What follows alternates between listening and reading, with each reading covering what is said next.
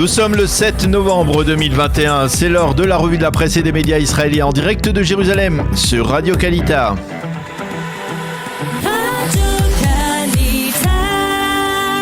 Radio J, la revue de la presse israélienne en direct de nos studios de Jérusalem. Et nous retrouvons Daniel Haïk. Nous commencerons cette revue de la presse, Daniel, par le dossier iranien à l'approche de la reprise des pourparlers entre l'Iran et les grandes puissances à Vienne. Ce matin, c'est le Israël Hayom qui consacre sa manchette à ce dossier en interrogeant le nouveau chancelier autrichien Alexander Schallenberg, qui va donc accueillir ses pourparlers à Vienne. Je comprends l'inquiétude d'Israël face aux négociations avec l'Iran, déclare le chancelier, mais les dernières années ont prouvé que sans accord, l'Iran progressait plus vite sur la voie du nucléaire. C'est Eldad Beck, le correspondant du Israël Hayom à Berlin, qui a obtenu cette interview exclusive du chancelier autrichien. Dans cet entretien, celui-ci affirme en réponse à une question d'Eldad Beck qu'il n'y a aucune ressemblance entre le régime iranien actuel et le régime nazi, ni entre l'accord de Vienne 2015 et l'accord de Munich 1938. C'est vrai que nous avons de sérieux problèmes avec la direction iranienne concernant le négationnisme de la Shoah, affirme le chancelier autrichien, mais là, les pourparlers sont destinés à éviter que l'Iran ne se dote de l'arme nucléaire. Et pour commenter cet entretien, l'ancien amiral israélien Eliezer Marom affirme dans le Israël Hayom qu'Israël se doit de conserver l'option militaire face à l'Iran. Le professeur Eyal Zisser, qui est orientaliste, écrit toujours dans le Israël Hayom que les Américains cherchent depuis l'arrivée de Biden un retour à la table des négociations, tandis que les Iraniens, eux, restent fidèles à leur plan qui consiste à créer des crises afin de parvenir à leur but, c'est-à-dire d'obtenir l'arme nucléaire. Le Haaretz consacre lui aussi sa page d'ouverture à l'Iran, mais avec une note plus préoccupante. Oui, en effet, le quotidien de l'extrême gauche israélienne titre ce matin « La passivité américaine face aux provocations iraniennes préoccupe les pays du Moyen-Orient ». Au lieu d'envisager un durcissement des sanctions, les Américains retournent à la table des négociations avec Téhéran et prouvent qu'ils sont plus préoccupés par leurs relations avec la Chine et la Russie que par les menaces qui pèsent sur le Moyen-Orient, et cela donc inquiète beaucoup, en particulier les pays du Golfe Persique. Et selon le Haaretz, cette situation risque de pousser Naftali Bennett à se rappeler de sa jeunesse dans les commandos Matkal, l'unité d'élite de l'armée israélienne. Les quotidiens israéliens et les sites d'information font par ailleurs état de progrès dans les pourparlers entre Israël et le Hamas. Oui, selon les médias israéliens, le ministre égyptien des Renseignements, Abbas Kamel, devrait soumettre dans les prochains jours à Naftali Bennett un plan visant à permettre le retour en Israël des corps des deux soldats israéliens, Oron Shaul et Hadar Goldin, et des deux civils Hicham Assayed et Abiram Mengistou, et ce dans le cadre d'un accord plus vaste sur une trêve prolongée entre les deux parties.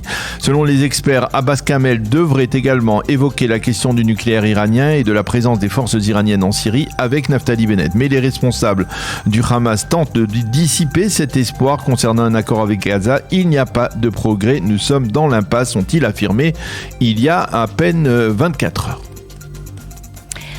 Après le vote vendredi matin du budget de l'État d'Israël, les deux grands quotidiens israéliens que sont Israël Hayom et le Yediot Aharonot se penchent sur la perspective qui s'offre au gouvernement Bennett. Oui, et en lisant les titres des deux grands quotidiens, on comprend leurs sentiments. Alors que le Yediot Aharonot parle des enjeux du gouvernement Bennett-Lapid, le Israël Hayom lui préfère parler des difficultés qui attendent ce gouvernement au tournant. Mais finalement, au bout du compte, il s'agit quasiment des mêmes défis dans les deux journaux.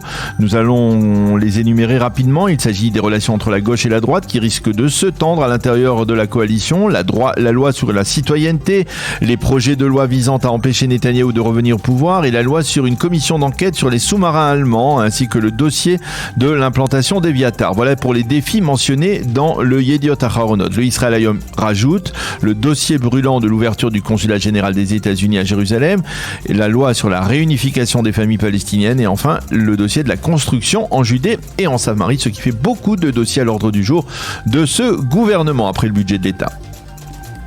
Et qu'écrivent les éditorialistes après le vote du budget de l'État d'Israël? Eh bien, Nadav Shragay dans le Israël Hayom revient d'abord sur ce qu'il considère être le grand vainqueur du vote sur le budget, Mansour Abbas, qui a réussi, je cite l'éditorialiste, son djihad civil en obtenant des dizaines de milliards de shekels pour le secteur arabe israélien.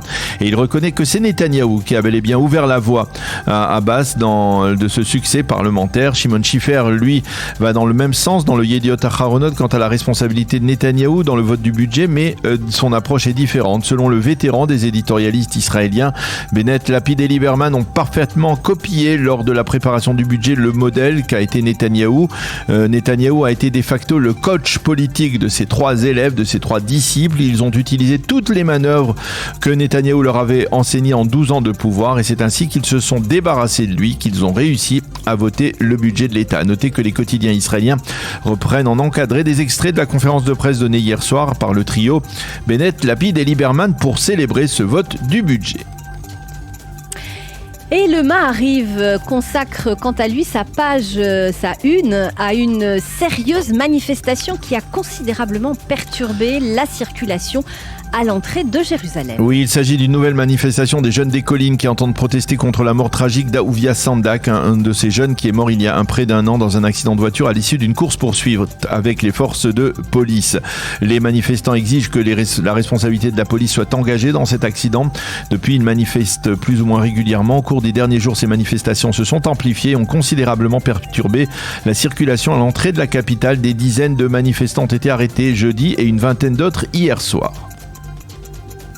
Et nous terminons ce survol de la presse israélienne par la manchette du Yediot Aharonot, qui se rapporte entre autres aux médicaments validés par le laboratoire Pfizer pour lutter contre la Covid-19.